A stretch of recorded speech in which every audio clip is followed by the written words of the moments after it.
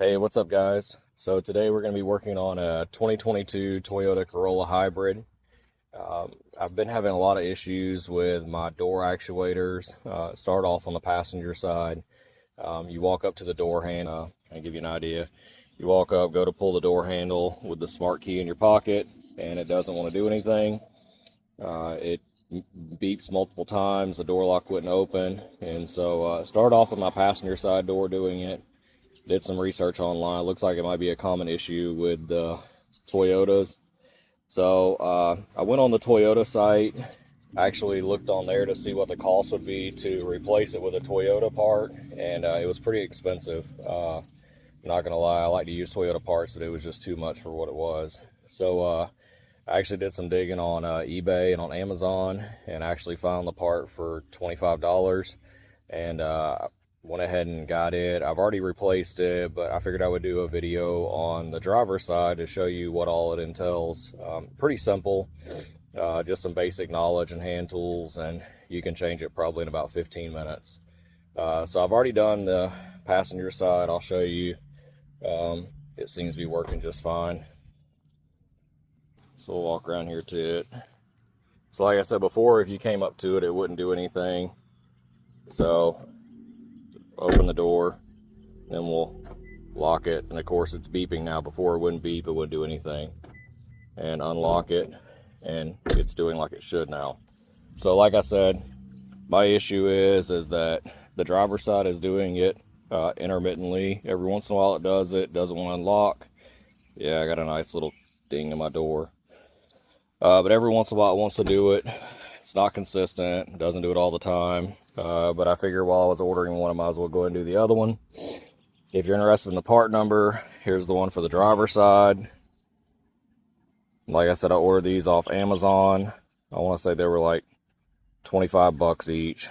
Pretty inexpensive.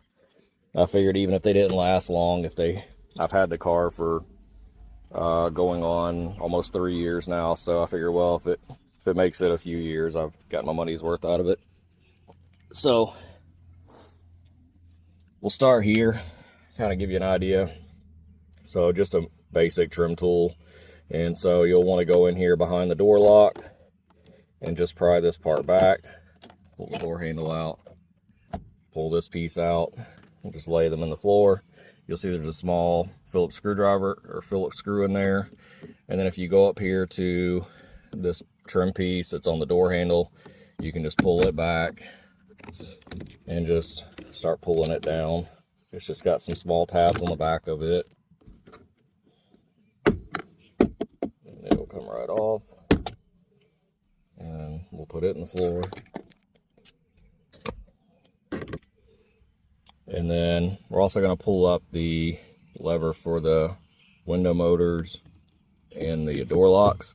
There's a couple of tabs on it. It'll pop right up.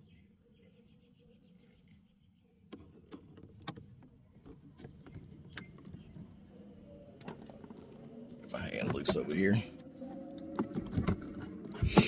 And then once you have it up, you can just unplug it. The plugs are pretty short, so we'll set the phone down just a second. If I can set it up here. Let me unplug this and I'll be. Alright, so like I said, there's two plugs here. One's for the window, your rear view mirror controller for your door mirrors. The other one's the main controller for the door locks, the window lock, and for the windows themselves. So we'll just leave them in there. And then you have two more screws here. So you'll have one maybe down in there and one that's up here. So okay, so screws are out now. Like I said, just 3 simple screws. And then what you'll want to do is up under here, there's a small indentation right here. You just want to grab the door here. You can use a trim tool, but ideally you can put your hand underneath it and then just gently pull, and you'll pull the tabs that are holding it right out. So you'll hear it just pull loose. I promise you're not going to break it. You'll think you are, though. Some of them may fall out like this. It's okay, we can put them back in. They just slide into the door panel. So we'll go all the way around it. Make sure we got them all off, and then the door will just slide up. Just pick it up and you can pull it off. And then from here you're going to have a couple of cables that hook to your door handle and your door lock. And so what you'll do here is just slide them out of the groove, and then it's just a little insert fitting and a ball fitting, and they are color coded. So if you can see this here, they do have some color marks on them, and it also matches the handle and the door lock, so it's kind of hard to mess it up. So we'll set this over here out of the way, and then now you have access to your door. So here's the cables we were working with. So now you have this cover panel. So what you want to do is turn these just a quarter of a turn, actually a little bit less than a quarter of a turn. It will unlock them, and then use your trim tool, and you just pull these out. They just insert in the square. So we'll do this with all three.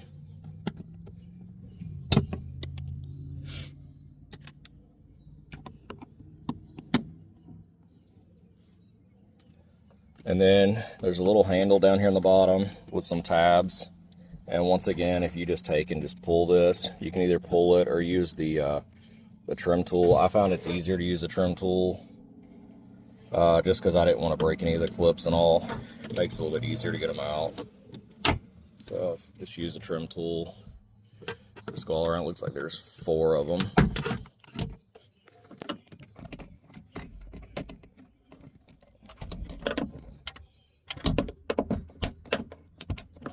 This one's gonna be a pain. There we go. And then just slide the cables through. It's got a little slot here. And we'll just lay this in the car. And then we're done with the trim tool for now. Okay, so now you have access to the actual door lock actuator. So here's the plug for it. Just push the plug in and push the little safety lock in, and it should come out. So yeah, it will. There we go. And then I'll show you guys what it looks like up in here. So this is the actual door lock actuator. It's hard to see, but there's a metal rod right here you'll see coming down. That is actually the door handle. So when we get ready to put it back in, there's I don't know if you'll be able to see, it's really hard to see. There's a groove that it goes into. We'll have to line that up. It's kind of a pain. I think I got kind of lucky on the other side putting it in, but yeah, it's kind of a pain. So anyway, so down here on the end of it, there are 3 Torx heads. They are T25s. So if you need to find a Torx head bit, that's what you'll be using. T25. So and I have them somewhere in my drill bit. There we go. Put it back in my drill.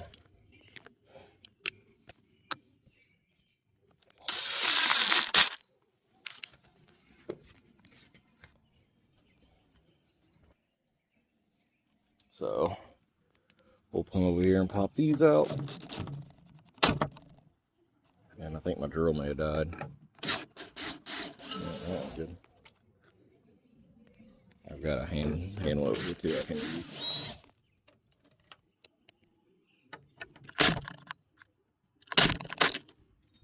Switch this, see what will do it better on the torque side. Oh, it's gonna try to round it. All right, let me come back to this.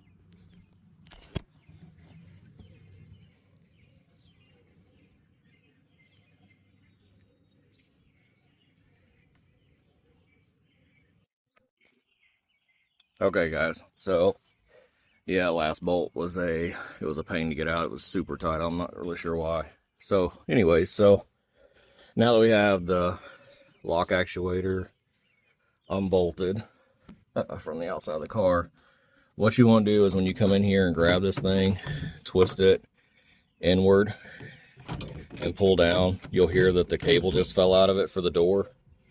And there you go, it's out. So what you'll have to do is we'll use our trim tab tool. I'll stick it in here and pop this plastic back and be able to take these cables out. And then I'll show you my new one here as well.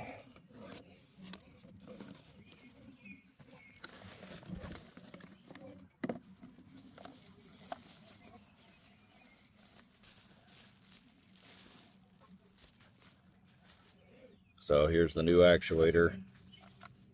I'll actually use this plastic to do everything so I don't mess it up. So yeah, so we'll pop this plastic cover off. And yeah, so I'll pop this off, take these cables out, put them over here on this one, and then we'll start reinstalling it. So come back with you in just a sec. Okay, so we had them in the cables in the new one. They're in the same order. This one is the one that we know is going out. We'll put it over here. And then we're going to repeat the same steps when we go to put it back in. What I will tell you though, this is the part that's kind of the pain, is this white trim tab right here. So you'll see here, I can get my hand around here. This is what the door, when you rotate the door handle, this is what actually releases the door, the lock itself. And so this hole right here is what this wire, or this rod has got to go in. So you see the rod hanging there, so that's what we have to put back in place when we put it back in there. So it can be kind of a pain. It's really just a matter of reaching around the window track right here. Yeah, it's kind of a pain. So but hopefully have a little bit of luck on our side and it'll go right back in pretty quick. So all right, once I get that back in, I'll catch back up with you. All right, so got the door actuator back in place, screwed in, and then what you want to do is just repeat the same process. So we'll plug it back in. These are up in the door just from putting it in. We'll pull these back out, and then we will put our cover piece back on. So like I said, this will just you'll just slide the hooks through here. I can do this in my hands.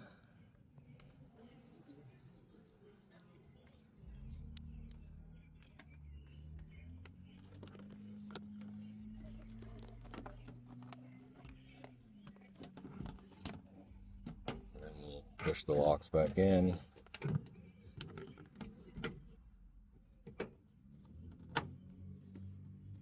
And then these tabs that we pulled out, these here, they just go in here like at an angle. Let's see if you can see. Yeah. And then you just oops, I did that one wrong. Yeah, there you go. Just turn it to where it fits down in the locking spot.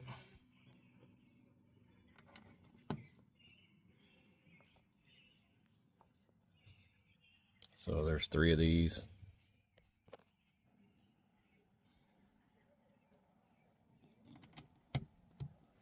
And there you go. So that's back in. So next thing you want to do is take your door panel, go over here and get it. And I did have a pin that, a push pin that fell off, or yeah, so we'll get it over here. Like I said, if they come out, it's not a big ordeal. Like I said, if any of these come out, it's not a big ordeal. They just slide back in here.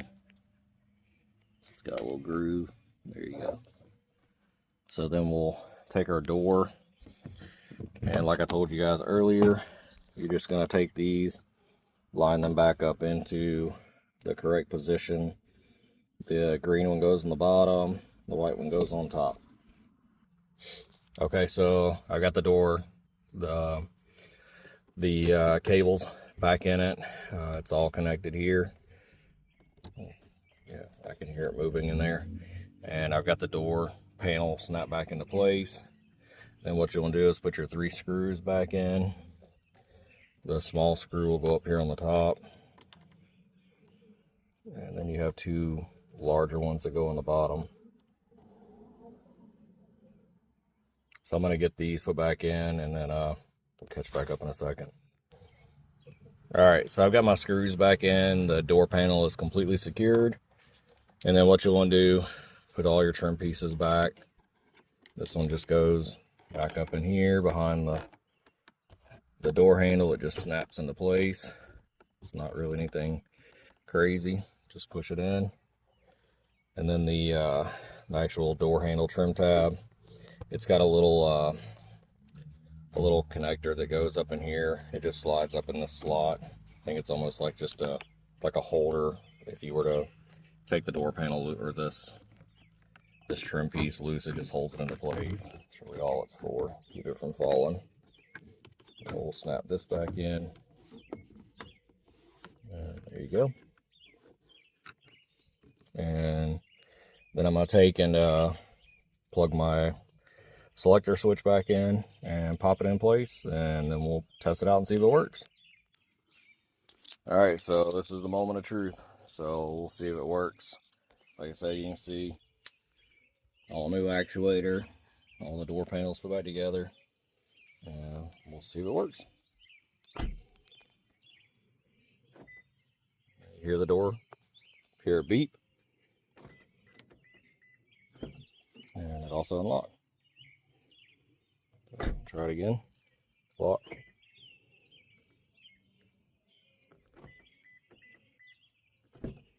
Unlocked.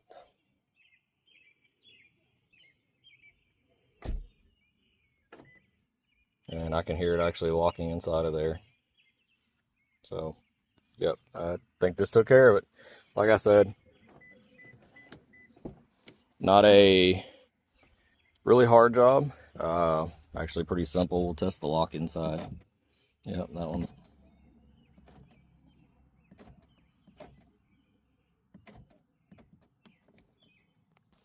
And let's check the other side. Make sure it's working.